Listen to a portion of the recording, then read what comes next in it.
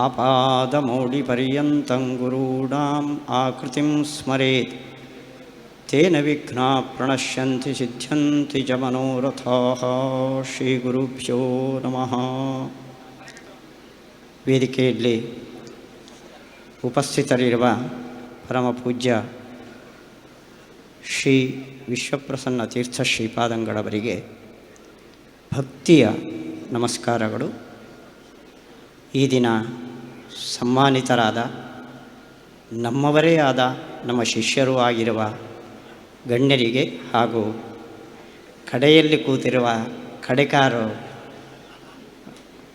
ಅವರಿಗೂ ಕೂಡ ಅವರ ಮಹತ್ವ ನನಗೊತ್ತಾದದ್ದು. ಇವತ್ತಿನ ಸನ್ಮಾನದ ಲಾಭ ಕಡೆಕಾರು ವಾಸುದೇವ ಭಟ್ರ ಮಹತ್ವ ಏನು ಅಂತ ನಾನು ತಿಳಿದಿತ್ತು. ನನಗೆ ಹೇಳಬೇಕು ಅಂತ ವಿಜ್ಞಾಪಿಸಿಕೊಂಡಿರುವ ವಿಷಯ ಆಚಾರ್ಯರ ಕೊಡುಗೆ ಸುಬ್ರಹ್ಮಣ್ಯ ಮಠಕ್ಕೆ, ಸಮಾಜಕ್ಕೆ ಅನ್ನೋದಕ್ಕಿಂತ ಮುಖ್ಯವಾಗಿ ಸುಬ್ರಹ್ಮಣ್ಯ ಮಠಕ್ಕೆ ಆಚಾರ್ಯರ ಕೊಡುಗೆ. ನಾವು ಎಲ್ಲ ಈ ಮಠವನ್ನು ಕರೆಯೋದು ಸುಬ್ರಹ್ಮಣ್ಯ ಮಠ ಅಂತ. ಆದರೆ ನೀವಲ್ಲಿ ಹಾಕಿರುವ ಫಲಕ ದೇವಸ್ಥಾನಕ್ಕೆ ಸಂಪುಟ ನರಸಿಂಹ ಸಂಸ್ಥಾನ ಅಂತ. ಸುಬ್ರಹ್ಮಣ್ಯ ಮಠ, ಸುಬ್ರಹ್ಮಣ್ಯ ದೇವಸ್ಥಾನ ಅಂತ ಎರಡು ಗೀಟ್ ಹಾಕಿದ್ದೇವೆ ನಾವು. ಆದರೆ ಮಠದ ಇತಿಹಾಸವನ್ನು ಬಹಳ ಪರಿಶ್ರಮಪಟ್ಟು ವೀರನಾರಾಯಣ ಪಾಂಡುರಂಗಿಯವರು ಸಂಗ್ರಹಿಸಿದ್ದಾರೆ. ಅದನ್ನು ಕನ್ನಡಕ್ಕೆ ತರ್ಜುಮೆಗೊಳಿಸಿದ್ದು ಸಗ್ರಿ ಉಪಾಧ್ಯಾಯರು. ನಿಮಗೆ ಒಂದು ಈ ಗೀಟಿ ಏನಿದೆಯೋ ಮಠ ದೇವಸ್ಥಾನ ಅನ್ನೋದು, ಅದು ಇತ್ತೀಚೆಗೆ ಹಾಕಿದ ಒಂದು ಗೋಡೆ. ಮಠದ ಅನೇಕ ವಿಷಯಗಳು ಇವತ್ತು ನ್ಯಾಯಾಲಯದಲ್ಲಿವೆ. ನಾನು ಅದಕ್ಕೆ ವಿರುದ್ಧವಾಗಿ ಮಾತನಾಡಿದರೆ ದಯವಿಟ್ಟು ಕ್ಷಮಿಸಬೇಕು ಅಂತ ಹೇಳ್ತಾ, ನಾನು ಸುಬ್ರಹ್ಮಣ್ಯ ಮಠದ ಪರಂಪರೆಯ ಒಬ್ಬ ವ್ಯಕ್ತಿಗಳ ಚರಿತ್ರೆ, ಅದನ್ನು ಸಗ್ರಿ ಆನಂದ ತೀರ್ಥಾಚಾರ್ಯರು 16ನೇ ಯತಿಗಳು ಅಂತ ಹೇಳ್ತಾರೆ. ಇವತ್ತು ನಮ್ಮ ವೀರನಾರಾಯಣಾಚಾರ್ಯರು ಆಂಗ್ಲ ಭಾಷೆಯಲ್ಲಿ ಏನು ಹೊಸ ಇತಿಹಾಸವನ್ನು ಬರೆದಿದ್ದಾರೋ ಅದರಲ್ಲಿ 21ನೇ ಯತಿಗಳು. ಅವರ ಹೆಸರು ವಿಭುದೇಶ ತೀರ್ಥರು ಅಂತ, ಮಹಾಮಹಿಮಾನ್ವಿತ ಯತಿಗಳು.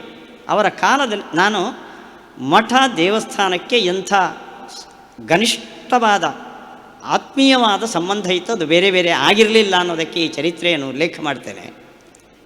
ಅವರು ಮಂಗಳಾರತಿ ಮಾಡಿ ಹೊರಗಡೆ ಕಂಬದಲ್ಲಿ, ಇಲ್ಲೊಂದು ಕಲ್ಲಿನ ಕಂಬ ಇದೆ, ಅಲ್ಲಿ ಮಂಗಳಾರತಿಯ ಉರಿಯುವ ಬತ್ತಿಯನ್ನು ಹಾಕಿದ್ದಾರೆ. ಈ ಪರಿಸರ ಹೇಗಿತ್ತು ಅಂದರೆ ಮಠ ಮತ್ತು ದೇವಸ್ಥಾನ ಎರಡಕ್ಕೂ ಸೇರಿ ಮಾಡು ಒಂದೇ ಆಗಿತ್ತು. ಅದು ಹುಲ್ಲಿನ ಮಾಡು. ಒಂದು ಕಾಗೆ ಆ ಉರಿಯುವ ಬತ್ತಿಯನ್ನು ಎತ್ತಿಕೊಂಡು ಹೋಗಿ ಹುಲ್ಲಿನ ಮಾಡಿನ ಮೇಲೆ ಕೊಡ್ತು. ಇಡೀ ಆ ಪರಿಸರ ದೇವಸ್ಥಾನ ಮಠ ಸೇರಿಕೊಂಡು ಅದು ಭಸ್ಮ ಆಯಿತು ನೋಡಿ. ಈ ಸಂದರ್ಭದಲ್ಲಿ ಆ ವಿಭುದೇಶ ತೀರ್ಥರು, ಈ ಪರಂಪರೆಯಲ್ಲಿ ಬಂದ ಮಠದ ಪರಂಪರೆಯಲ್ಲಿ ಬಂದ ವಿಭುದೇಶ ತೀರ್ಥರು, ಅವರ ಹತ್ರ ಒಂದು ವಿಶಿಷ್ಟವಾದ ಕಲೆ ಇತ್ತು. ಅವರು ಅದನ್ನು ನಾವು ಸುಧಾದಲ್ಲಿ ಓಡ್ತೇವೆ, ಶುಲ್ಭಸ್ಯ ತಾರತ್ವಂ ತಾರಸ್ಯ ಶುಲ್ಭತ್ವಂ ಅಂತ. ಆ ರಸವಿಶೇಷವನ್ನು ಹಾಕಿ ಬಂಗಾರವನ್ನು ಮಾಡುವ ಕಲೆ ಇತ್ತಂತೆ. ಮಠ, ನೀವು ಇವತ್ತು ಸುಬ್ರಹ್ಮಣ್ಯ ನಮ್ಮ ಕರ್ನಾಟಕ ರಾಜ್ಯದಲ್ಲೇ ಒಳ್ಳೆ ಶ್ರೀಮಂತ ಸಂಸ್ಥಾನ ಅದು, ಮಠ ಆಗಲಿ ದೇವಸ್ಥಾನ ಆಗಲಿ. ಅಂಥ ಶ್ರೀಮಂತಿಗೆ ಆವತ್ತು ಇರಲಿಲ್ಲ, ಬರೋದೇ ಕಷ್ಟ. ಕಾಡಿನ ಪರಿಸರ, ಹಿಂಸ್ರ ಪ್ರಾಣಿಗಳು ವಾಸ ಇರೋದಂತೂ ದೂರದ ಮಾತು. ಅಂಥ ಸಂದರ್ಭದಲ್ಲಿ ತಮ್ಮ ಈ ಕಲೆಯನ್ನು ಬಳಸಿ ಬಂಗಾರವನ್ನು ನಿರ್ಮಾಣ ಮಾಡಿ ಅದನ್ನು ಮಾರಾಟ ಮಾಡಿ ಅದರಿಂದ ಬಂದ ದುಡ್ಡಿನಿಂದ ಈ ಮಠಕ್ಕೆ ಗೋಡೆಗಳು ಮಾಡಿನ ವ್ಯವಸ್ಥೆಯನ್ನು ಮಾಡಿದರು ಅಂತ. ಭಗವಂತನ ಸಂಕಲ್ಪ. ಅವರು ಬಂಗಾರ ಮಾಡಿ ಮಾರಿ ಮಠವನ್ನು ಮಾಡಿದ್ರು ಅಂದ ಕೂಡಲೇ ರಾಜರಿಗೆ ಅವರ ಮೇಲೆ ಕಣ್ಣು ಬಿತ್ತು. ರಾಜರು ಭಟರನ್ನು ಕಳಿಸಿದ್ರು, ನೀವು ಬಂಗಾರ ಎಲ್ಲಿಂದ ತಂದ್ರಿ ಅಂತ. ಭಟರು ಸುತ್ತುವರೆದರು, ಇವರು ಅದೃಶ್ಯರಾದರು. ಈ ಚರಿತ್ರೆ, ಮಠದ ಚರಿತ್ರೆ ಇಲ್ಲಿಗೆ ದಾಖಲಾಗಿದೆ ಇದು. ಅದೃಶ್ಯರಾದರು ಅವರು ಇಲ್ಲಿಂದ ಹೊರಟರು, ಕ್ಷೇತ್ರದಿಂದ ಶಿಷ್ಯರಿಗೆ ಸಂಸ್ಥಾನವನ್ನು ಒಪ್ಪಿಸಿ ಹೊರಟರು. ಅವರು ಹೊರಟರು, ದೇವರು ಬಿಡಲಿಲ್ಲ. ಅವರ ಹಿಂದೆ ಬಂದ ದೇವರು ಯಾರಂದರೆ ಸುಬ್ರಾಯ ದೇವರು, ಸುಬ್ರಹ್ಮಣ್ಯ ಬಂದಿತ್ತು. ನರಸಿಂಹತೀರ್ಥರ ಸಂಸ್ಥಾನ ಅವರ ಬೆನ್ನಟ್ಟಿ ಬಂದಿರೋದು ಸುಬ್ರಹ್ಮಣ್ಯ ದೇವರು. ಹೋದಲ್ಲೆಲ್ಲ ಸುಬ್ರಹ್ಮಣ್ಯ ದೇವರು ಕನಸಿನಲ್ಲಿ ಬರೋರು. ರಾಮನಾಥಪುರದಲ್ಲಿ ನೆಲೆಗೊಂಡು ಅಲ್ಲಿ ಸುಬ್ರಹ್ಮಣ್ಯ ಸಂಸ್ಥಾನವನ್ನು ಸ್ಥಾಪಿಸಿ ಇವತ್ತೂ ಕೂಡ ರಾಮನಾಥಪುರ ಕುಕ್ಕೆ ಸುಬ್ರಹ್ಮಣ್ಯ ಮಠದ ಒಂದು ಭಾಗವಾಗಿ ಬಹಳ ಜನಪ್ರಸಿದ್ಧವಾಗಿ ಕಾರ್ಣಿಕವಾದ ಸ್ಥಳವಾಗಿ ಬೆಳಗ್ತಾ ಇದೆ. ಈ ಘಟನೆಯನ್ನು ನಾನು ಯಾಕೆ ಹೇಳಿದೆ ಅಂದರೆ, ಮಠ ದೇವಸ್ಥಾನ ಅಂತ ನಮ್ಮನೆ ಪಕ್ಕದ ಮನೆ ಅಂತ ಮಾಡಿದ್ದು ಮೊದಲಿನವರಲ್ಲ. ಅದು ಒಂದೇ ಕ್ರಮದಿಂದ ಬೆಳೆದು ಬಂದ ಎರಡು ಸಂಸ್ಥೆಗಳು, ಒಂದಕ್ಕೊಂದು ಜೋಡಿದ್ದ ಸಂಸ್ಥೆಗಳು. ಅದನ್ನು ಮಠ ಬೇರೆ ದೇವಸ್ಥಾನ ಬೇರೆ ಅಂತ ಮಾಡಿದ್ದು ನಮ್ಮನ್ನಾಳಿದ ಈಸ್ಟ್ ಇಂಡಿಯಾ ಕಂಪನಿ. ಅವರ ಆ ಸಂದರ್ಭದಲ್ಲಿ ಎಲ್ಲಿ ಶ್ರೀಮಂತ ಮಠವೋ ಅದನ್ನೆಲ್ಲ 1972ನೇ ಇಸವಿಯಲ್ಲಿ ಅವರೆಲ್ಲ ಅದನ್ನು 1872 ಆ ಸಂದರ್ಭದಲ್ಲಿ ದೇವಸ್ಥಾನಗಳನ್ನೆಲ್ಲ ಪ್ರತ್ಯೇಕ ತಮ್ಮ ಸುಪರ್ದಿಗೆ ತಗೊಂಡು ಮಠವನ್ನು ಆಗಿಬಿಟ್ರು. ಈ ಕಾಲದಲ್ಲಿ ಮಠಕ್ಕೂ ದೇವಸ್ಥಾನಕ್ಕೂ ಮಧ್ಯೆ ಒಂದು ಗೆರೆ ಬಿತ್ತು. ಅದು ದೀರ್ಘವಾಗಿ ಹೋಯಿತು. ಇವತ್ತು ಅದರ ಪರಿಸ್ಥಿತಿ ಅದು ಒಳಗೆ ಇದ್ದವರಿಗೆ ಗೊತ್ತು ಹೇಗಿದೆ ಅಂತ. ಇದು ಈ ಸುಬ್ರಹ್ಮಣ್ಯ ಮಠದ ಈ ಪರಂಪರೆಯಲ್ಲಿ ಬಂದ 16 ಅಥವಾ 21ನೇ ಯತಿಗಳ ಕಾಲದಲ್ಲಿ ಇದ್ದ ಮೊದಲಿನ ಪರಿಸ್ಥಿತಿ, ಇವತ್ತಿರುವ ಪರಿಸ್ಥಿತಿ ವ್ಯತ್ಯಾಸಗಳು. ಇಲ್ಲಿ ಆಚಾರ್ಯರ ಕೊಡುಗೆ ಏನು ಸುಬ್ರಹ್ಮಣ್ಯಕ್ಕೆ ಅಂತ ನಾವು ಸಾಧಾರಣ ಕೇಳ್ತೀವಿ. ಈ ಮೂಲ ಸಂಸ್ಥಾನ, ಮಠ ಸಂಸ್ಥಾನ ನರಸಿಂಹತೀರ್ಥ ಭಟ್ಟಾರಕರು ಅನ್ನುವ ಒಬ್ಬ ಯತಿಗಳ ಕೈಯಲ್ಲಿತ್ತು. ಅವರನ್ನು ವಾದದಲ್ಲಿ ಗೆದ್ದು ಶ್ರೀಮದ್ ಆಚಾರ್ಯರು ತಮ್ಮದನ್ನಾಗಿಸಿಕೊಂಡರು. ಆದರೆ ಈ ವೈಷಮ್ಯವನ್ನು ನಾವು ಸೃಷ್ಟಿ ಮಾಡೋದಕ್ಕಿಂತ ಮಠದ ಕೈಪಿಯತ್ತುಗಳು, ಮಠದ ಛಾಂದೋಗ್ಯ ಉಪನಿಷತ್ತಿನ ಜೊತೆ ಸಿಕ್ಕ ಒಂದು ಕೈಬರಹ, ಈ ಎರಡು ದಾಖಲೆಗಳಿಂದ ತಿಳಿದು ಬರುವ ಅಂಶ ಏನು ಅಂದರೆ ಬಹಳ ಸ್ವಾರಸ್ಯ ಇದೆ. ಅಲ್ಲಿ ಯಾವುದೇ ವಾಕ್ಯಾರ್ಥ ನಡೆದು ಕರಾರಿನಂತೆ ಒಪ್ಪಿಸಿಕೊಂಡು ಅದು ಸುಬ್ರಹ್ಮಣ್ಯ ಮಠಕ್ಕೆ ಅಂದರೆ ಆಚಾರ್ಯರ ಕೈಗೆ, ಮಧ್ವಾಚಾರ್ಯರ ಕೈಗೆ ಸೇರಿದ ಒಂದು ಸಂಸ್ಥಾನ ಅಲ್ಲ. ನರಸಿಂಹ ತೀರ್ಥ ಭಟ್ಟಾರಕರು ವಯಸ್ಸಾಗಿದೆ, ಕನಸಲ್ಲಿ ಬಂದು ನಾಳೆ ನಿಮ್ಮಲ್ಲಿಗೆ ಬರುವ ಯತಿಗಳಿಗೆ ನಿಮ್ಮ ಸಂಸ್ಥಾನವನ್ನು ಒಪ್ಪಿಸಿ ನೀವು ನಿಮ್ಮ ಜವಾಬ್ದಾರಿಯನ್ನು ಕಳ್ಕೊಳ್ಬಹುದು ಅಂತ ಕನಸು ಬಿತ್ತಂತೆ. ಮರುದಿವಸ ಮಧ್ವಾಚಾರ್ಯರು ಬಂದರು, ತಮ್ಮ ಸಂಸ್ಥಾನವನ್ನು ಅವರ ಕಡೆಗೆ ಒಪ್ಪಿಸಿ ಭಾಗೀರಥಿ ಯಾತ್ರೆಗೆ ಹೊರಟು ನಿಂತರು ಅಂತ ಆ ಲಿಖಿತ ಬರಹ ಹೇಳ್ತದೆ. ಎಷ್ಟು ಚಂದದ ನಿರೂಪಣೆ ನೋಡ್ರಿ. ನಾವು ಮಧ್ವಾಚಾರ್ಯರನ್ನ ವಾಕ್ಯಾರ್ಥ ಮಾಡಿ ಅವರನ್ನು ಸೋಲಿಸಿ ಗೆದ್ದರು ಅಂತ ನಾವು ಅಂದ್ಕೊಳ್ಳೋದಕ್ಕಿಂತ ಈ ಆಧಾರ ಸಹಿತವಾದ ದಾಖಲೆಯಿಂದ ಮಠ ಶ್ರೀ ಮಧ್ವಾಚಾರ್ಯರ ಕೈಗೆ ಬಂತು. ಈ ಮಧ್ವಾಚಾರ್ಯರು ಈ ಮಠಕ್ಕೆ ಕೊಟ್ಟ ಕೊಡುಗೆ ದೊಡ್ಡದು, ತುಂಬ ದೊಡ್ಡದು. ನೋಡಿ, ಮಠದ ಒಂದು ಪೂಜಾ ಪದ್ಧತಿ ಬೇರೆ, ದಕ್ಷಿಣ ಕನ್ನಡದಲ್ಲಿರುವ ದೇವಸ್ಥಾನಗಳ ಪೂಜಾ ಪದ್ಧತಿ ಬೇರೆ. ಇವತ್ತು ಸುಬ್ರಹ್ಮಣ್ಯ ದೇವಸ್ಥಾನದಲ್ಲಿ, ನಾನು ಮಠ ಏನು ಹೇಳೋದಲ್ಲ, ಸುಬ್ರಹ್ಮಣ್ಯ ದೇವಸ್ಥಾನದಲ್ಲಿ ನಡೆಯುವ ನಡವಳಿಕೆ ಅದಕ್ಕೂ ಮಠದಲ್ಲಿ ನಡೆಯುವ ನಡವಳಿಕೆಗೂ ತುಂಬ ಸಾಮ್ಯ ಇದೆ. ಮುಖ್ಯವಾಗಿ ನೀವು ಗಮನಿಸಬಹುದು, ದಕ್ಷಿಣ ಕನ್ನಡ ದೇವಸ್ಥಾನಗಳಲ್ಲೆಲ್ಲ ದೇವಾಲಯದ ಗರ್ಭಗುಡಿಯ ಸುತ್ತಲೂ ಬಲಿಕಲ್ಲುಗಳು ಇರ್ತವೆ. ನೀವು ಇವತ್ತು ಗಮನಿಸಿ, ಸುಬ್ರಹ್ಮಣ್ಯ ದೇವರ ದೇವಸ್ಥಾನದ ಸುತ್ತ ಬಲಿಕಲ್ಲುಗಳು ಇಲ್ಲ. ಇದು ಮಠದ ವ್ಯವಸ್ಥೆ, ತಂತ್ರಸಾರ ಪದ್ಧತಿಯ ಕ್ರಮ ಇದು. ಎರಡನೇದ್ದು, ದಕ್ಷಿಣ ಕನ್ನಡದ ಎಲ್ಲ ದೇವಾಲಯಗಳ ಎದುರುಗಡೆ ಧ್ವಜಸ್ತಂಭ ಇರ್ತದೆ. ಉತ್ಸವದ ಸಮಯದಲ್ಲಿ ಅಲ್ಲಿ ಆ ದೇವತೆಗಳಿಗೆ ಸಂಬಂಧಪಟ್ಟ ವಾಹನಗಳನ್ನು ಗರುಡನನ್ನು ಏರಿಸೋದು ಅಂತ ನಮ್ಮಲ್ಲಿ ಕ್ರಮ. ಆ ಧ್ವಜೋತ್ಸವ ನಡೀತದೆ ಆರಂಭದಲ್ಲಿ. ಆದರೆ ಮಠದಲ್ಲಿ ಧ್ವಜಸ್ತಂಭ ಇಲ್ಲ, ಸುಬ್ರಹ್ಮಣ್ಯ ದೇವಸ್ಥಾನದಲ್ಲಿ ಧ್ವಜಸ್ತಂಭ ಇಲ್ಲ. ಸುಬ್ರಹ್ಮಣ್ಯ ದೇವಸ್ಥಾನದಲ್ಲಿ ಪ್ರಾತಃ ಕಾಲದ ಪೂಜಾ ಕ್ರಮ ಹೇಗಿದೆ ಅಂದರೆ ಉಷಕ್ಕಾಲ ಪೂಜೆ, ಗೋಪೂಜೆ, ಆಮೇಲೆ ತೀರ್ಥ ಪೂಜೆ ಅಂತ. ನಮ್ಮ ಉಡುಪಿ ಕೃಷ್ಣ ಮಠದಲ್ಲೂ ಇದೇ ಕ್ರಮದಲ್ಲಿ ಪೂಜೆ ನಡೀತದೆ. ಆದರೆ ದಕ್ಷಿಣ ಕನ್ನಡದಲ್ಲಿ ವಾತುಲಾಗಮ ಹೆಚ್ಚಿನ ದೇವಸ್ಥಾನಗಳಲ್ಲಿದೆ. ವಾತುಲಾಗಮದಂತೆ ನಾನು ಒಬ್ಬ ದೇವಸ್ಥಾನದ ಅರ್ಚಕ. ತೀರ್ಥ ಪೂಜೆ, ಗೋಪೂಜೆ, ಉಷಕಾಲ ಪೂಜೆ ಅನ್ನೋ ಕ್ರಮ ಯಾವ ದೇವಸ್ಥಾನದಲ್ಲೂ ಇಲ್ಲ. ಇನ್ನೊಂದು ನಾವು ಗಮನಿಸಬೇಕಾದ ಅಂಶ, ದಕ್ಷಿಣ ಕನ್ನಡದ ಜಿಲ್ಲೆಯಲ್ಲಿ ದೇವರು ಗರ್ಭಗುಡಿಯಿಂದ ಹೊರಬಂದರು ಅಂದರೆ ಅದು ಒಬ್ಬರ ತಲೆ ಮೇಲೆ ಸೇರ್ತಾನೆ. ತಲೆ ಮೇಲೆ ದೇವರನ್ನು ಹೊತ್ತು ಪ್ರಾಕಾರ ಪ್ರದಕ್ಷಿಣೆ, ಚಂಡೆಗಿಂಡೆ ಬಡಿದು ಅವನು ನರ್ತನ ಮಾಡೋದು, ಇಂಥ ಒಂದು ಕ್ರಮ ಇದೆ ಉಳಿದೆಲ್ಲ ವಾತುಲಾಗಮದ ದೇವಸ್ಥಾನಗಳಲ್ಲಿ.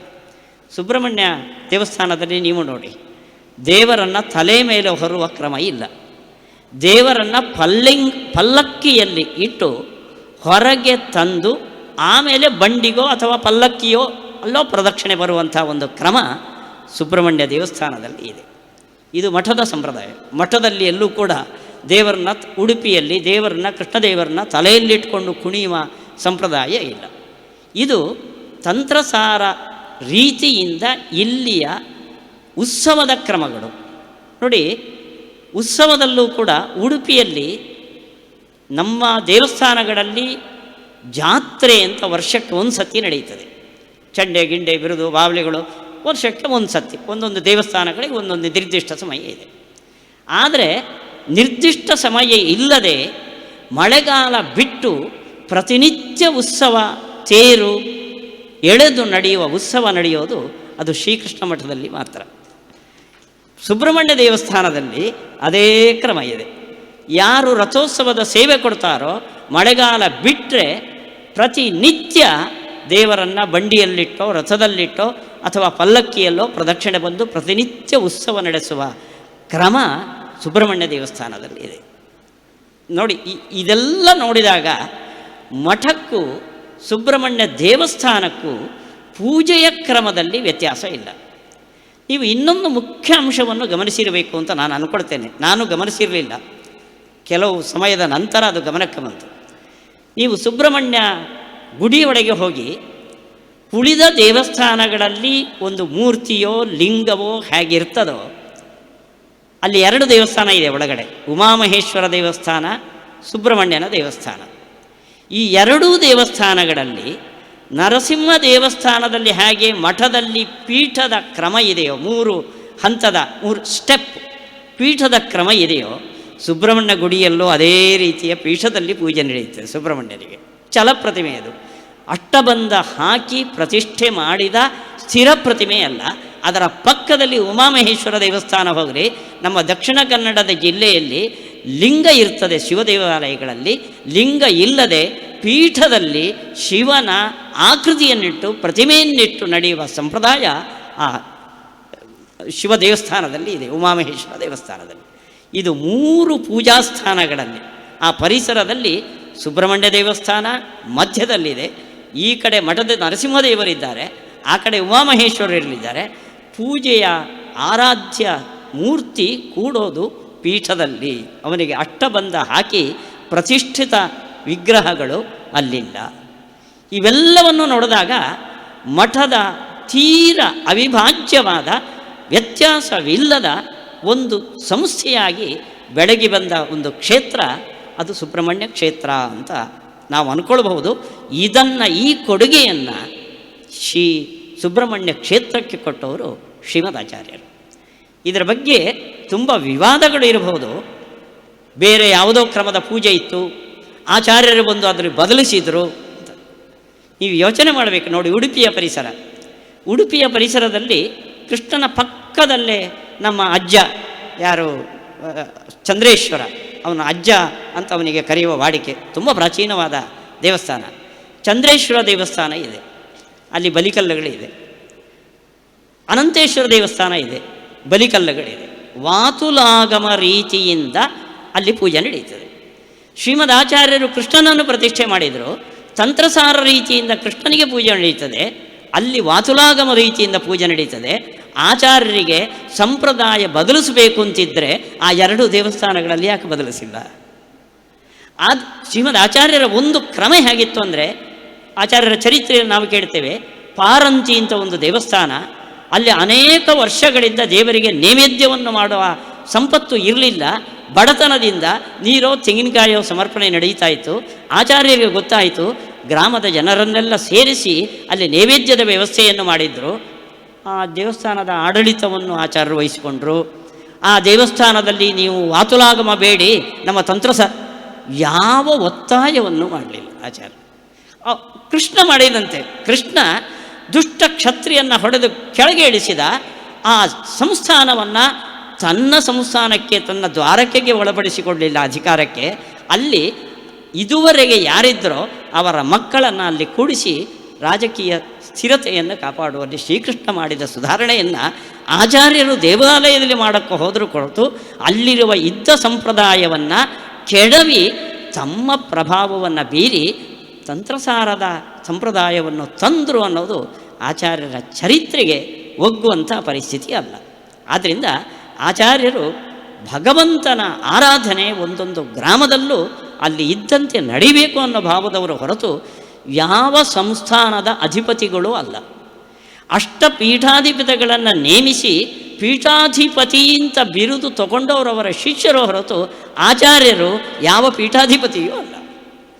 ಅವರು ಪೀಠಾಧಿಪತಿಗಳನ್ನು ಕಿಂಗ್ ಮೇಕರಾದ ಕೃಷ್ಣ, ಆಚಾರ್ಯರು ಪೀಠಾಧಿಪತಿಗಳ ಮೇಕರಾದರೂ ಹೊರತು ಸ್ವಯಂ ಪೀಠಾಧಿಪತಿಗಳು ಅಂತ ಯಾವ ಆಚಾರ್ಯರು ಇಂಥ ಪೀಠಾಧಿಪತಿಗಳು ಅನ್ನಿ ಮಾಧ್ವ ಪರಂಪರೆಯಲ್ಲಿ ಸನಕಾದಿಗಳ ಪರಂಪರೆಯಲ್ಲಿ ಬಂದ ಒಬ್ಬ ವಿರಕ್ತ ವಾಯುದೇವರ ಅವತಾರರಾದ ಯತಿಗಳು. ಇದು ಆಚಾರ್ಯರ ಸಹಜ ಸ್ವಭಾವ. ನಮ್ಮ ದುರ್ಬುದ್ಧಿಯನ್ನು, ನಮ್ಮ ಕೀಳು ಮಟ್ಟದ ಭಾವನೆಯನ್ನು ಮಧ್ವಾಚಾರ್ಯರ ಮೇಲೆ ಹೊರಿಸಿ ನಾವು ಪಾಪಭಾಜನರಾಗಬಾರದು ಅಂತ ಮೊದಲ ವಿಜ್ಞಾಪನೆ. ಇಲ್ಲಿ ಸಂಪುಟ ನರಸಿಂಹದೇವರು ಅಂತ ನಾವು ಕರಿತೇವೆ. ಅನೇಕ ಜನರಿಗೆ ಭ್ರಮೆ ಇದೆ, ಸುಬ್ರಹ್ಮಣ್ಯ ಸ್ವಾಮಿಗಳು ಎಲ್ಲೆಲ್ಲ ಹೋಗ್ತಾರೋ ಅಲ್ಲೊಂದು ಸಂಪುಟ ಇರ್ತದೆ ಮಧ್ಯದಲ್ಲಿ, ಅದು ನರಸಿಂಹದೇವರ ಸಂಪುಟ ಅಂತ ನಾವು ಅಂದ್ಕೊಂಡಿದ್ದೀವಿ. ಸಂಪುಟೇ ನರಸಿಂಹ ಅಲ್ಲ, ಸಪ್ತಮಿ ತತ್ಪುರುಷ ಅಲ್ಲವು, ಸಂಪುಟ ಮತ್ತು ನರಸಿಂಹ, ಅಲ್ಲಿ ದ್ವಂದ್ವ ಸಮಾಸ ಮಾಡಬೇಕು. ಸಂಪುಟದಲ್ಲಿ ನರಸಿಂಹ ಅಲ್ಲ, ಸಂಪುಟ ಮತ್ತು ನರಸಿಂಹ. ನೋಡಿ, ಆ ನರಸಿಂಹನಿಗೆ ಒಂದು ದೊಡ್ಡ ಇತಿಹಾಸ ಇದೆ ಈ ಮಠದ ಪರಂಪರೆಯಲ್ಲಿ. ಅದನ್ನು ಪರಶುರಾಮದೇವ್, ಇಲ್ಲೊಂದು ಅಜ್ಜ ನರಸಿಂಹ ಅಂತ ಇದೆ. ಸ್ವಾಮಿಗಳು ಸಂಪುಟ ನರಸಿಂಹನನ್ನು, ಸಂಪುಟ ಮತ್ತು ಒಂದು ನರಸಿಂಹದೇವರ ವಿಗ್ರಹವನ್ನು ತಗೊಂಡೋಗ್ತಾರೆ. ಆಚಾರ್ಯರಿಗೆ ಭಗವಂತನ ಮೂರ್ತಿಗಳಲ್ಲಿ ರಾಮ, ಕೃಷ್ಣ ಇಂಥ ಅವತಾರ ಮೂರ್ತಿಗಳಲ್ಲಿ ಅತ್ಯಂತ ಆರಾಧ್ಯ ಪ್ರಿಯ ಮೂರ್ತಿ ಅಂದರೆ ನರಸಿಂಹದೇವರು ಅಂತ ಹೇಳ್ತಾರೆ. ತತ್ವೋದ್ಯೋತದಲ್ಲಿ ಕೊನೆಯಲ್ಲಿ ಈ ಮಾತು ಬರುತ್ತದೆ, ಆಚಾರ್ಯಸ್ಯ ಇಷ್ಟದೇವತಾಂ ನರಹರಿಂ ಉಪಶ್ಲೋಕಯಾಂಬಭೂವು ಅಂತ. ಆಚಾರ್ಯರು ವಾದದಲ್ಲಿ ಪ್ರತಿವಾದಿಗಳು ಬರದೇ ಇದ್ದಾಗ ವಾದದಲ್ಲಿ ತಾನು ಏನು ವಾದವನ್ನು ಮಂಡನೆ ಮಾಡಬೇಕೋ ಅದನ್ನು ಶಿಷ್ಯರ ಅಪೇಕ್ಷೆಯಿಂದ ಮಂಡನೆ ಮಾಡಿ ಕೊನೆಗೆ ಶಿಷ್ಯರೆಲ್ಲ ಆಚಾರ್ಯರನ್ನು ಸ್ತೋತ್ರ ಮಾಡಿದರು. ಅಲ್ಲಿ ಶಿಷ್ಯರು ಅದನ್ನು ಆಚಾರ್ಯರ ಅಪ್ಪಣೆ ಅಂತ ಗ್ರಂಥದಲ್ಲಿ ಸೇರಿಸ್ಬಿಟ್ಟಿದ್ದಾರೆ. ಅಲ್ಲಿ ಶಿಷ್ಯರು ಹೇಳೋದು ಆಚಾರ್ಯರಿಗೆ ಅತ್ಯಂತ ಪ್ರಿಯ ದೇವತೆ ಅಂದರೆ ನರಸಿಂಹದೇವರು ಅಂತ. ಆ ನರಸಿಂಹದೇವರು ಆಚಾರ್ಯರೂ ಒಂದು ಕೊಟ್ಟರು, ಇಲ್ಲೊಂದು ನರಸಿಂಹದೇವರು ಆ ಪರಂಪರೆಯಿಂದ ಬಂದಿದ್ದರು.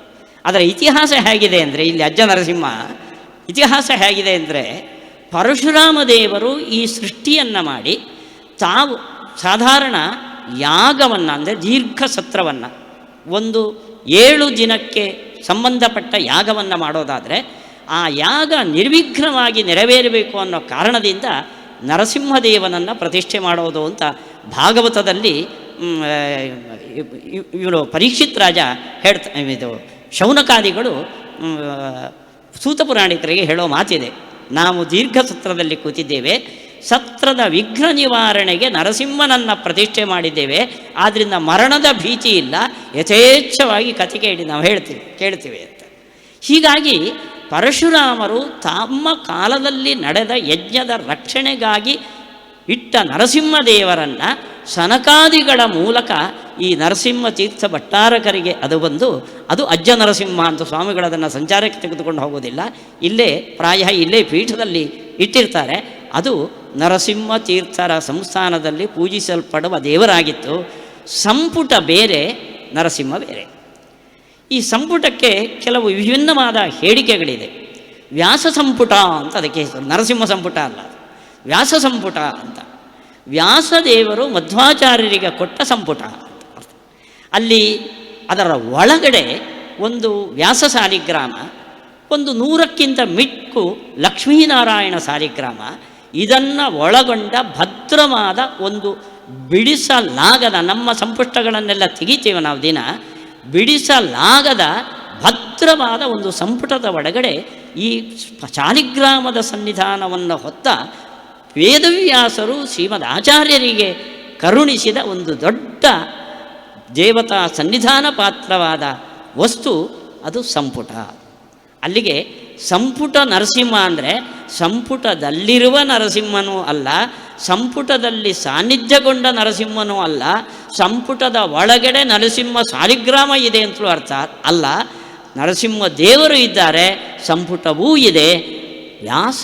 ವ್ಯಾಸರು ಶ್ರೀಮದ್ ಆಚಾರ್ಯರಿಗೆ ಕೊಟ್ಟಂಥ ಒಂದು ಅಪೂರ್ವವಾದ ಸಂಪುಟ ಅದು ಇಲ್ಲಿದೆ. ಅದನ್ನು ಶ್ರೀಮದ್ ಆಚಾರ್ಯರು ತಮ್ಮ ಉತ್ತರಾಧಿಕಾರಿಯಾಗಿ ತಮ್ಮ ತಮ್ಮಂದಿರನ್ನು ನೇಮಿಸಿ ಅವರಿಗೆ ಈ ಸಂಪುಟವನ್ನು ಕೊಟ್ಟರು. ಇದು ಶ್ರೀಮದ್ ಆಚಾರ್ಯರು ಈ ಕ್ಷೇತ್ರಕ್ಕೆ ಕೊಟ್ಟ ಒಂದು ದೊಡ್ಡ ಕೊಡುಗೆ. ಇವತ್ತು ಈ ಕ್ಷೇತ್ರ ಇಷ್ಟು ಪ್ರಸಿದ್ಧಿಯನ್ನು ಪಡೆದು ಭಕ್ತರ ಅಭೀಷ್ಟಗಳನ್ನೆಲ್ಲ ಪೂರೈಸ್ತದೆ ಅಂದರೆ ಅದಕ್ಕೆ ಒಂದು ಕಾರಣ ಭಗವಂತನ ಅವತಾರರಾದ ವೇದವ್ಯಾಸರು ಕೊಟ್ಟ ಒಂದು ಸಂಪುಟವೂ ಹೌದು. ಸುಬ್ರಹ್ಮಣ್ಯ ಅಲ್ಲ ಅಂತ ಹೇಳೋದಿಲ್ಲ ನಾನು, ಸಂಪುಟವೂ ಹೌದು. ಆ ಕೊಡುಗೆಯನ್ನು ಶ್ರೀಮದ್ ಆಚಾರ್ಯರು ನಮ್ಮ ನಿಮ್ಮ ಮೇಲಿನ ಅನುಗ್ರಹದಿಂದ ಆ ಸಂಪುಟವನ್ನು ಇಲ್ಲಿಟ್ಟು ಪೂಜೆ ಮಾಡೋದು. ಅಲ್ಲಿ ತಮ್ಮನಿಗೆ ಯಾಕೆ ಕೊಟ್ಟರು ಅಂತ ನಮಗಂತು. ಯಾಕೆಂದರೆ ಅಷ್ಟಮಠಕ್ಕೆ ಅಧಿಕಾರವನ್ನು 8 ಯತಿಗಳಿಗೆ ಕೊಟ್ಟು ಅದರ ಸೋದೆ ಮಠದ ಮೂಲಪುರುಷರು ಆಚಾರ್ಯರ ಅನುಜರು ಅಂದರೆ ವಿಷ್ಣು ತೀರ್ಥರು ಅಂತ ಅವರಿಗೆ ಆಶ್ರಮದ ನಾಮಕರಣ. ವಿಷ್ಣು ತೀರ್ಥರಿಗೆ ಉಡುಪಿಯ ಸೋದೆ ಮಠದ ಜೊತೆಯಲ್ಲಿ ಈ ಸಂಪುಟ ನರಸಿಂಹನ ಆಸ್ಥಾನದ ಜವಾಬ್ದಾರಿಯನ್ನು ಆಚಾರ್ಯರು ಕೊಟ್ಟರು ಅಂತ. ಏನು ಕಾರಣ ಅಂದರೆ ಎರಡೆರಡು ಉಭಯ ಪೀಠಾಧಿಪತಿ, ಆ ಕಾಲದಲ್ಲಿ ಉಭಯ ಮಠಾಧಿಪತಿಗಳು ಅಂತ ಬಿರುದೇ ಆಗಿರಲಿಲ್ಲ. ಅದು ಮಠಾಧಿಪತಿಗಳು ಅನ್ನೋದು ಸನ್ಯಾಸಿಗಳು, ವಿರಕ್ತರು, ಪರಮ ಹಂಸ ಪರಿವ್ರಾಜಕರು ಅಂತ ಬೇಕಾದರೆ ಕರೀರಿ. ಯಾಕೆ ಕೊಟ್ಟರು ಅಂದರೆ ವಿಷ್ಣು ತೀರ್ಥರನ್ನು ಮಧ್ವವಿಜಯದಲ್ಲಿ ಅವರ ಸಮಕಾಲೀನರಾದ ನಾರಾಯಣ ಪಂಡಿತಾಚಾರ್ಯರು ಹೀಗೆ ಹೇಳಿದ್ದಾರೆ. ಅವರು ಅತ್ಯಂತ ವಿರಕ್ತರು, ತೀವ್ರವ್ರತಃ ಅತೀಂದ್ರಿಯವಿತ್ ವಿದ್ಯಾಬ್ಧಿ ತರ್ಕ ಪಂಡಿತ. ಕೊನೆ ಮಾತು ನಂಗೆ ತುಂಬ ಖುಷಿ ಆಯಿತು. ನಾನು ವೇದಾಂತ್ಯಾದವನು ತರ್ಕ ಓದಿ ಕೆಟ್ಟನೇನೋ ಅಂತ ಅಂದ್ಕೊಂಡೆ. ನಮ್ಮ ಸಾರಿಗೆ ವಿಷ್ಣು ತೀರ್ಥರು ಸೇರಿದ್ದಾರೆ. ಅವರನ್ನು ಕರೀತಾರೆ ನೋಡಿ, ತೀವ್ರವ್ರತಃ ಅತೀಂದ್ರಿಯವಿತ್, ಬಹಳ ತೀಕ್ಷ್ಣವಾದ, ನಾವೆಲ್ಲ ಯೋಚನೆ ಮಾಡಲೂ ಸಾಧ್ಯವಿಲ್ಲದ ವ್ರತನಿಷ್ಠರಾದವರು. ಆದ್ದರಿಂದ ಅತೀಂದ್ರಿಯವಾದ ಪದಾರ್ಥಗಳನ್ನು ಕಾಣುವ ಶಕ್ತಿ ಅವರಿಗಿತ್ತು. ಮತ್ತು ತೀವ್ರವ್ರತಃ ಅತೀಂದ್ರಿಯವೃತ್ ವಿದ್ಯಾಬ್ಧಿ ಅಂತ. ಅವರು ಬರೇ ಆಚಾರನಿಷ್ಠರು ಮಾತ್ರ ಆಗಿರಲಿಲ್ಲ, ಕರ್ಮನಿಷ್ಠರು ಮಾತ್ರ ಆಗಿಲ್ಲ, ವಿದ್ಯಾಬ್ಧಿ, ಉಪನಿಷತ್ ವಿದ್ಯೆಯನ್ನು ತುಂಬಿಕೊಂಡ ದೊಡ್ಡ ಕಡಲು. ತರ್ಕ ಪಂಡಿತ, ತರ್ಕ ಅಂದರೆ ನಮ್ಮ ಈ ಕುತರ್ಕ ಅಲ್ಲ, ಬ್ರಹ್ಮತರ್ಕ, ವೇದದ ಅರ್ಥವನ್ನು ನಿರ್ಣಯ ಮಾಡುವ ಬ್ರಹ್ಮಸೂತ್ರದಲ್ಲಿ ಹೇಳಿದ ಎಲ್ಲ ತರ್ಕಗಳನ್ನು ಮನವರಿಕೆ ಮಾಡಿಕೊಂಡು ದೇವರ ಸ್ವರೂಪವನ್ನು ಇದಮಿತ್ತಂ ಅಂತ ತಿಳಿದ ಮಹಾತ್ಮರು ಅಂತ. ಅಲ್ಲಿಗೆ ನೋಡಿ, ನೀವು ತಮ್ಮಂದಿರಿಗೆ ಆಶ್ರಮ ಕೊಟ್ಟು ಅವರಿಗೆ ಸಂಸ್ಥಾನವನ್ನು ಒಪ್ಪಿಸಿದರು ಅಂದ ಕೂಡಲೇ ನಮಗೆ ಇವತ್ತಿನ ಮಠ ಮಂದಿರಗಳ ಕಲ್ಪನೆ ಬರ್ತದೆ. ಅಲ್ಲಿ ಯಾವ ಸ್ವಾರ್ಥವೂ ಇಲ್ಲ. ಆಚಾರ್ಯರು ಒಬ್ಬ ಮತ ಪ್ರತಿಷ್ಠಾಪಕರಾಗಿ ಪ್ರಸಿದ್ಧಿ ಪಡೆದ ಮೇಲೆ ಅವರ ತಮ್ಮಂದಿರು ನನಗೂ ಸನ್ಯಾಸ ಕೊಡಿ ಅಂತ ಕೇಳಿದ್ರಂತೆ. ಆಚಾರ್ಯರು ಕೊಡಲಿಲ್ಲ. ವಿಧಿಭ್ರೂ ವಿಭ್ರಮ ಭ್ರಶ್ಯ ಧನ ಗೋಧಾನ್ಯ ಸಂಪದ, ಮನೆಯೆಲ್ಲ ಲಾಸ್ ಆಯಿತು, ತಿನ್ನೋಕ್ಕೆ ಕಷ್ಟ ಆಯಿತು, ವಾಸಕ್ಕೆ ವ್ಯವಸ್ಥೆ ಇಲ್ಲ. ಆದಾಗ ಇವನು ಸನ್ಯಾಸ ಕೊಡು ಅಂತ ಬಂದರೆ ಇದು ವಿರಕ್ತಿ ಸನ್ಯಾಸಿ ಅಲ್ಲ, ಅಭಾವ ವೈರಾಗ್ಯ ಅಂತ ಶ್ರೀಮದಾಚಾರ್ಯರು ತಿಳಿಸುವ ದೃಷ್ಟಿಯಿಂದ ಕೊಡಲಿಲ್ಲ ಅಂತೇಳಿ. ಯಾವತ್ತು ಅವರು ತಪೋನಿಷ್ಠರಾಗಿ ಸಾತ್ವಿಕ ವ್ಯಕ್ತಿಗಳು ಅನ್ನೋದು ಸಮಾಜಕ್ಕೆ ನಿಶ್ಚಿತವಾಯಿತೋ ಆವಾಗ ಅವರ ವಿದ್ಯೆಗೆ ತಕ್ಕ ಪದವಿಯನ್ನು ಕೊಟ್ಟು ಯತಿಗಳನ್ನಾಗಿ ಮಾಡಿದರು ಅಂತ. ತಮ್ಮ ಇಂಥ ಒಂದು ಅತೀಂದ್ರಿಯ ಶಕ್ತಿಯುಳ್ಳ, ನಮಗೆ ಕಣ್ಣಿಗೆ ಕಾಣದ್ದನ್ನು ನೋಡುವ ಒಂದು ಸಾಮರ್ಥ್ಯವುಳ್ಳ ಒಬ್ಬ ಯತಿಗಳನ್ನು ಈ ಪೀಠಕ್ಕೆ ಉತ್ತರಾಧಿಕಾರಿಗಳನ್ನಾಗಿ ನೇಮಿಸಿದರು. ತಮ್ಮಂದಿರನ್ನು ನೇಮಿಸಿದ್ರು ಅಂದ ಕೂಡಲೇ ಸಾಧಾರಣ ಇಲ್ಲಿ ಅದು ಮತ್ತೊಬ್ಬರಿಂದ ಬಂದ ಸಂಸ್ಥಾನ, ಆ ಸಂಸ್ಥಾನನ ಹೊಡೆದು ಅವರು ಕಿತ್ಕೋಬಾರದು, ವಿರೋಧಿಗಳು ಕಿತ್ಕೊಳ್ಬಾರದು ಅನ್ನೋ ದೃಷ್ಟಿಯಿಂದ ತಮ್ಮನನ್ನು ಕೂಡಿಸಿದ್ರು. ಅಲ್ಲ, ಅವರು ಸೊಣಕಲು ದೇಹದ ಮತ್ತೊಬ್ಬರ ಶತ್ರುಗಳ ಜೊತೆಯಲ್ಲಿ ಫೈಟಿಂಗ್ ಮಾಡುವ ಸಾಮರ್ಥ್ಯ ಇಲ್ಲದ ದೈಹಿಕ ಸಾಮರ್ಥ್ಯ ಇಲ್ಲದ ಒಬ್ಬ ಯತಿಗಳು. ಆದ್ದರಿಂದ ಈ ಪೀಠಕ್ಕೆ ಅವರು ಉಚಿತವಾದ ಯೋಗ್ಯವಾದ ವ್ಯಕ್ತಿಗಳು ಅನ್ನೋ ಕಾರಣದಿಂದ ಇಂಥ ಒಬ್ಬ ಮಹಾತ್ಮರನ್ನು ಸೋದೆ ಮಠದ ಜೊತೆಯಲ್ಲಿ ಈ ವಿಷ್ಣು ತೀರ್ಥರನ್ನು ಆಚಾರ್ಯರು ಸುಬ್ರಹ್ಮಣ್ಯ ಮಠಕ್ಕೆ ಮೊದಲ ಯತಿಗಳನ್ನಾಗಿ ನೇಮಿಸಿದರು ಅಂತ ಮಧ್ವ ವಿಜಯದಲ್ಲಿ ನಾರಾಯಣ ಪಂಡಿತಾಚಾರ್ಯರು ಹೇಳುವ ಮಾತು. ಅದನ್ನು ತುಂಬ ಸಾರ್ಥಕಪಡಿಸಿಕೊಂಡರು ಶ್ರೀ ವಿಷ್ಣು ತೀರ್ಥರು.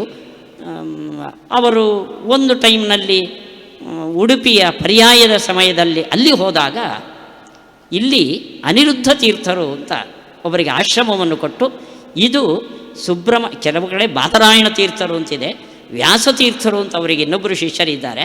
ಆದರೆ ಈ ವಿಷ್ಣು ತೀರ್ಥ ಸಂಸ್ಥಾನವನ್ನು ಅಂದರೆ ಸುಬ್ರಹ್ಮಣ್ಯ ಸಂಪುಟ ನರಸಿಂಹದೇವ ಸಂಸ್ಥಾನವನ್ನು ಮುಂದುವರಿಸುವ ಜವಾಬ್ದಾರಿಯನ್ನು ಅನಿರುದ್ಧ ತೀರ್ಥರಿಗೆ ಕೊಟ್ಟರು. ಅನಿರುದ್ಧ ಪದಾಧಾರ ಶ್ರೇಷ್ಠ ಶಿಷ್ಯಸ್ತಮಾಯಯೋ. ವಿಷ್ಣು ತೀರ್ಥರ ಬಳಿಗೆ ಅನಿರುದ್ಧ ತೀರ್ಥರು ಎಂಬ ಇವರು ಸನ್ಯಾಸ ಕೊಟ್ಟಿದ್ದಲ್ಲ, ಅನಿರುದ್ಧ ತೀರ್ಥರೆಂಬ ಸನ್ಯಾಸಿಯತಿಗಳು ಬಂದರು ಅಂತ. ತುಂಬ ಪಾಂಡಿತ್ಯ ಹೊಂದಿದ ವ್ಯಕ್ತಿ.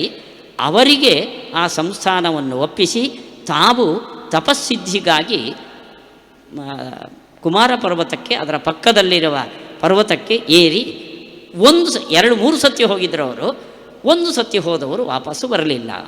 ಇಲ್ಲಿಗೆ ಶ್ರೀ ವಿಷ್ಣು ತೀರ್ಥರ ಅಂತ ಮಹಾತ್ಮರಿಂದ ಮುಂದುವರೆದ ಪರಂಪರೆ ಅನಿರುದ್ಧ ತೀರ್ಥರು ಅಂತ. ಮಹಾ ಶಕ್ತಿಶಾಲಿಗಳು ಅವರು, ಮೇಧಾವಿಗಳು, ಅದರ ಜೊತೆಯಲ್ಲಿ ತಪೋನಿಷ್ಠರಾದವರು ಅನಿರುದ್ಧ ತೀರ್ಥರು. ಇವತ್ತು ಏನು ಸುಬ್ರಹ್ಮಣ್ಯ ಸ್ವಾಮಿಗಳು ಅಪೂರ್ವವಾದ ಒಂದು ದೃಶ್ಯವನ್ನು, ಪವಾಡವನ್ನು ನಮಗೆ ಹೇಳಿದ್ರೋ, ತಾವು ಸುಬ್ರಹ್ಮಣ್ಯಕ್ಕೆ ಬಂದರೆ ಸುಬ್ರಹ್ಮಣ್ಯ ದರ್ಶನ, ಸಂಪುಟ ನರಸಿಂಹದೇವರ ದರ್ಶನ ಎಷ್ಟು ಮುಖ್ಯವೋ ಅನಿರುದ್ಧ ತೀರ್ಥರ ವೃಂದಾವನದ ದರ್ಶನವೂ ಅಷ್ಟೇ ಮುಖ್ಯವಾದ್ದು. ಆಚಾರ್ಯರ ಅತ್ಯಂತ ಸಮೀಪದಲ್ಲಿದ್ದು ಆಚಾರ್ಯರ ನೇರ ಶಿಷ್ಯರ ಘಟ್ಟದ ಕೆಳಗಿನ ಯಾವ ವೃಂದಾವನವೂ ನಮ್ಮ ಉಡುಪಿಯ ಪರಿಸರದಲ್ಲಿ ಇಲ್ಲ. ಪ್ರಾಯ ಅವರು ಜಲಕ್ಕೆ ಬಿದ್ದೋ ಈ ರೀತಿ ದೇಹತ್ಯಾಗ ಮಾಡಿದವರು. ಅತ್ಯಂತ ಪ್ರಾಚೀನವಾದ ದಕ್ಷಿಣ ಕನ್ನಡದ ಜಿಲ್ಲೆಯ ಒಬ್ಬ ಮಾಧ್ವಯತಿಗಳ ವೃಂದಾವನ ಅಂದರೆ ಅದು ಅನಿರುದ್ಧ ತೀರ್ಥರದು ಮಾತ್ರ. ಸುಬ್ರಹ್ಮಣ್ಯ ಮಠದ ಸುಪರ್ದಿಗೆ ಒಳಪಟ್ಟ ವೃಂದಾವನ ಅದು ಸುಬ್ರಹ್ಮಣ್ಯ ಕ್ಷೇತ್ರದ ಒಂದು ದೊಡ್ಡ ಸಾಧನೆಯದು. ಹೀಗೆ ಸುಬ್ರಹ್ಮಣ್ಯ ಮಠದ ಪರಂಪರೆಯಲ್ಲಿ ಅಷ್ಟಮಠದಲ್ಲಿ ಶ್ರೀಕೃಷ್ಣ ಪೂಜಾ ಪರ್ಯಾಯ ಅಂತ ಒಂದು ವೈಭವದ ಉತ್ಸವ ಇದೆ. ಆದರೆ ಇಲ್ಲಿ ಯಾವ ವಿಷ್ಣು ತೀರ್ಥರನ್ನು ಈ ಪೀಠದ ಪರಂಪರೆಗೆ ಕೂಡಿಸೋದಕ್ಕೆ ಕಾರಣ ಆಚಾರ್ಯರಿಗೆ ಬದರಿಯ ಸೆಳೆತ ಬಿಟ್ಟರೆ ಮತ್ತೊಂದು ಸೆಳೆತ ಅಂದರೆ ಸುಬ್ರಹ್ಮಣ್ಯ. ಅದು ದೊಡ್ಡ ಬೆಟ್ಟ, ಇದು ಚಿಕ್ಕ ಬೆಟ್ಟ. ನಾನು ಇದುವರೆಗೆ ಅದನ್ನು ಆ ಸವಿಯನ್ನು ಅನುಭವಿಸಿಲ್ಲ. ಡ್ರಂತ ಕಾರಲ್ಲಿ ಬರ್ತೀರಿ, ಇಲ್ಲಿ ಮಠಕ್ಕೆ ಹೋಗ್ತೀರಿ, ಊಟ ಇಷ್ಟೊತ್ತಿಗೆ, ದರ್ಶನ ಹೇಗೆ ಅಂತ ಇಷ್ಟೇ ಯೋಚನೆ. ನೀವು ಸುಬ್ರಹ್ಮಣ್ಯದ ಸೊಬಗನ್ನು ನೋಡಬೇಕಾದ್ರೆ ಸುಬ್ರಹ್ಮಣ್ಯನ ಎದುರುಗಡೆ ರಥಬೀದಿ ಇದೆ ನೋಡ್ರಿ, ಅದರ ಕೊನೆಯಲ್ಲಿ ನಿಂತು ಸುಬ್ರಹ್ಮಣ್ಯ ದೇವಸ್ಥಾನವನ್ನು ಒಂದು ಸತಿ ನೋಡಬೇಕು. ಅದರ ಹಿಂದುಗಡೆ ಕಿರೀಟ ಇಟ್ಟಂತೆ ಒಂದು ಪರ್ವತ, ಅದರ ಹಿಂಭಾಗದಲ್ಲಿ ಕಲ್ಲು ಬಂಡೆಗಳನ್ನು ತುಂಬಿಕೊಂಡ ಒಂದು ಪರ್ವತ. ಅದು ಸುಬ್ರಹ್ಮಣ್ಯನ ವಾಹನವಾದ ನವಿಲಿನಂತೆ ಕಾಣುತ್ತದೆ ಅಂತ ಕಾಣುವ ದೃಷ್ಟಿ ಇದ್ದರೆ ಅದು ನಮಗೆ ಕಾಣಬಹುದು. ಅಷ್ಟು ಸುಂದರವಾದ ಪರಿಸರ ಇದು. ತಪಸ್ಸಿಗೆ ಒಗ್ಗುವ ತಾಣ. ಅಧಿಕಾರದ ಸುಖವನ್ನು ಅನುಭವಿಸಿದ್ದಲ್ಲ ವಿಷ್ಣು ತೀರ್ಥರು, ಇಲ್ಲಿದ್ದು ತಪಸ್ಸಿನ ಸಾಧನೆಯನ್ನು ಮಾಡಿದವರು. ಆದ್ದರಿಂದಲೇ ಮಧ್ವ ಸಿದ್ಧಾಂತ ಒಂದು ಕಾಲಕ್ಕೆ ಸಮಾಜದಿಂದ ಕಣ್ಮರೆಯಾದಾಗ ವಿಷ್ಣು ತೀರ್ಥರು ಬೆಟ್ಟದಿಂದ ಇಳಿದು ಮತ್ತೆ ಅದನ್ನು ಸ್ಥಾಪಿಸ್ತಾರೆ ಅನ್ನೋ ಮಾತು ನಮ್ಮ ಮಾಧ್ವ ಸಮಾಜದಲ್ಲಿದೆ. ಅಲ್ಲಿಗೆ ವಿಷ್ಣು ತೀರ್ಥರು ಈ ತಮ್ಮ ತಪಸ್ಸಿನಿಂದ ಈ ಪೀಠ ಪರಂಪರೆಯನ್ನು ಮತ್ತಷ್ಟು ಆಧ್ಯಾತ್ಮಿಕವಾಗಿ ಶ್ರೀಮಂತಗೊಳಿಸಿದರು. ಅನಿರುದ್ಧ ತೀರ್ಥರು ಅದಕ್ಕೆ ಮತ್ತಷ್ಟು ಪೋಷಣೆಯನ್ನು ನೀಡಿ ಸುಬ್ರಹ್ಮಣ್ಯ ಮಠದ ಪರಂಪರೆಯನ್ನು ಬೆಳಗಿದವರು. ಈ ಯತಿ ಪರಂಪರೆಯಲ್ಲಿ ಬಹಳಷ್ಟು ಯತಿಗಳು ಆಗು ಹೋಗಿದ್ದಾರೆ. ಇದು ಸುಬ್ರಹ್ಮಣ್ಯ ಶ್ರೀ ನರಸಿಂಹ ಸಂಪುಟ ಸಂಸ್ಥಾನದ ಒಂದು ಹಿನ್ನೆಲೆ ಶ್ರೀಮದ್ ಆಚಾರ್ಯರು ನಮ್ಮ ಆಸ್ತಿಕ ಸಮಾಜಕ್ಕೆ, ಮಾಧ್ವ ಸಮಾಜಕ್ಕೆ ಅನ್ಬೇಡ್ರಿ, ಆಚಾರ್ಯರ ಸುಪರ್ದಿಗೆ ಬಂತು, ತಂತ್ರಸಾರ ಪದ್ಧತಿಯ ಪೂಜಾ ವ್ಯವಸ್ಥೆ ಬಂತು, ಮಾಧ್ವೇತರರು ಬರಬಾರದು ಅಂತ ಬೇಲಿ ಹಾಕಿಲ್ಲ. ಮುಕ್ತವಾಗಿ ನಮ್ಮ ಆಸ್ತಿಕ ಸಮಾಜಕ್ಕೆ ಆಚಾರ್ಯರು ಕೊಟ್ಟ ಒಂದು ದೊಡ್ಡ ಸಂಪತ್ತು ಶ್ರೀ ಸುಬ್ರಹ್ಮಣ್ಯ ಮಠ ಮತ್ತು ಸುಬ್ರಹ್ಮಣ್ಯ ಮಠದ ಪರಿಸರ, ಸುಬ್ರಹ್ಮಣ್ಯ ದೇವಸ್ಥಾನವೂ ಸೇರಿದಂತೆ. ಇದು ಇವತ್ತು ವಿವಾದ ಇರಬಹುದು, ಕೋರ್ಟಿಗೆ ನಿಮಗೆ ನೋಡಿ, ದೇವಸ್ಥಾನ ಮಠ ಅಂತ ಗೆರೆ ಹಾಕಿದ್ದು ನಾವು ಅನ್ನೋದಕ್ಕೆ ಸಾಕ್ಷಿ. ಸುಬ್ರಹ್ಮಣ್ಯ ಮಠದಲ್ಲಿ ವರ್ಷದ ಕಾರ್ಯಕ್ರಮಗಳು ಏನೇನು ನಡೀಬೇಕು ಅಂತ ಒಂದು ಲೀಸ್ಟ್ ಇದೆ, ಅದನ್ನು ಡಿಟ್ಟಮ್ ಅಂತ ಕರೀತಾರೆ. ಅದರಲ್ಲಿ 2 ವಿಷಯಗಳು. ಒಂದು ಮಧ್ವನವಮಿ ಅಂತ, ದೇವಸ್ಥಾನದಿಂದ ನಡೀಬೇಕಾದ ಉತ್ಸವಗಳಲ್ಲಿ ಒಂದು ಮಧ್ವನವಮಿ. ಅದರಲ್ಲಿ ಪ್ರಾಣದೇವರಿಗೆ ರಂಗಪೂಜೆ, ಇದು ದೇವಸ್ಥಾನದ ಡಿಟ್ಟಮ್ಮಲ್ಲಿರೋದು, ಮಠದ ಡಿಟ್ಟಮ್ಮಲ್ಲ. 2ನೇದ್ದು ನರಸಿಂಹ ಜಯಂತಿಯ ಉತ್ಸವ.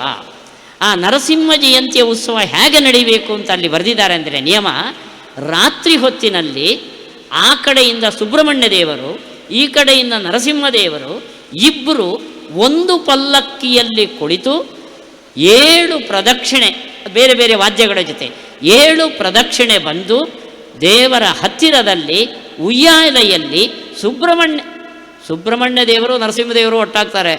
ಸುಬ್ರಹ್ಮಣ್ಯನ ಭಕ್ತರು ನರಸಿಂಹನ ಭಕ್ತರು ಒಟ್ಟಾಗೋದಿಲ್ಲ ನೋಡ್ರಿ. ಕಂದಕ ತೋಡ್ಬಿಟ್ಟಿದ್ದೇವೆ ನಾವು. ಇದು ಡಿಟ್ಟಮ್ನಲ್ಲಿ ಇರುವ ವಿಷಯ ನೋಡ್ರಿ. ಈ ಎಲ್ಲ ಚರಿತ್ರೆಗಳನ್ನು ನಾವು ನೋಡಿದಾಗ ಎಂಥ ಒಂದು ಆತ್ಮೀಯತೆ ಇತ್ತು. ಈ ಆತ್ಮೀಯತೆಯನ್ನು ನಮ್ಮ ಸ್ವಾರ್ಥಕ್ಕೆ, ನಮ್ಮ ಮತೀಯ ಕಲಹಕ್ಕೆ ಬಳಸಿಕೊಂಡು ಒಂದು ದೊಡ್ಡ ಗೋಡೆಯನ್ನು ಕಟ್ಟಿದ್ದೇವೆ ನಾವು.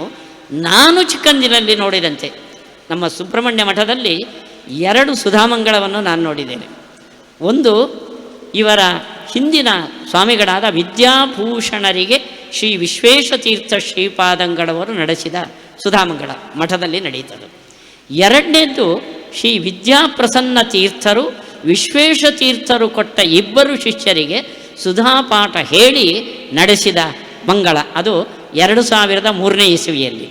ಈ ದೊಡ್ಡ ನಮ್ಮ ಮಾಧ್ವ ಸಿದ್ಧಾಂತದ ಮೇರು ಕೃತಿಯ 2 ಮಂಗಳಗಳು ಮಠದ ಪರಿಸರದಲ್ಲಿ ನಡೆದಿದೆ.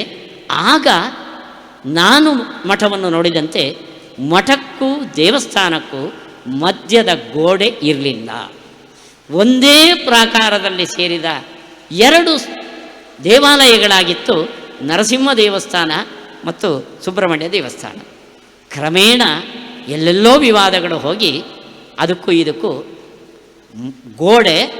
ಗೋಡೆ ಹಾರಿ ಬರಬಾರ್ದು ಅಂತ ಕಬ್ಬಿಣದ ಬೇಲಿ, ಇಷ್ಟು ದೊಡ್ಡ ಕಂದಕ ನಿರ್ಮಾಣ ಆಯಿತು. ನಾವು ದೇವರನ್ನು ಅವನನ್ನು ಮೆಚ್ಚಿಸೋದಕ್ಕಾಗಿ ಆರಾಧನೆ ಮಾಡ್ತೇವೋ ಅಥವಾ ನಮ್ಮತನವನ್ನು ಉಳಿಸಿ ನಾವು ಅಹಂಕಾರಿಗಳಾಗೋದಕ್ಕೋಸ್ಕರ ದೇವರನ್ನು ಆರಾಧನೆ ಮಾಡಬೇಕು ಅನ್ನೋದನ್ನು ನಾವು ಯೋಚಿಸಬೇಕು. ಆಸ್ತಿಕ ಸಮಾಜದಲ್ಲಿ, ಮಾಧ್ವ ಸಮಾಜ ಬಿಡಿ, ಆಸ್ತಿಕ ಸಮಾಜದಲ್ಲಿ ಇವತ್ತು ದೈವ ಪ್ರಜ್ಞೆಯೇ ಕಡಿಮೆ ಆಗಿರುವಾಗ ಇಂಥ ಕ್ಷುಲ್ಲಕ ಕಲಹ ನಮಗೆ ಬೇಕಾ ಹೇಳಿ?